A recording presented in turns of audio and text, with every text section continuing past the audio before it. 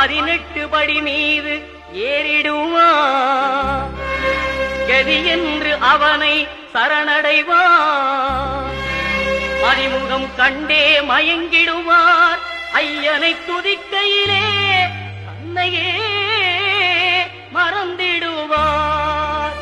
பள்ளிக்கட்டு சபரிமலைக்கு கல்லும் முள்ளும் காலுக்கு மெத்தை சுவாமியே ஐயப்போ சுவாமி சரணம் ஐயப்ப சரணம். பள்ளிக்கட்டு சபரிமலைக்கு கல்லும் முள்ளும் காலுக்கு மெத்தை சுவாமியே ஐய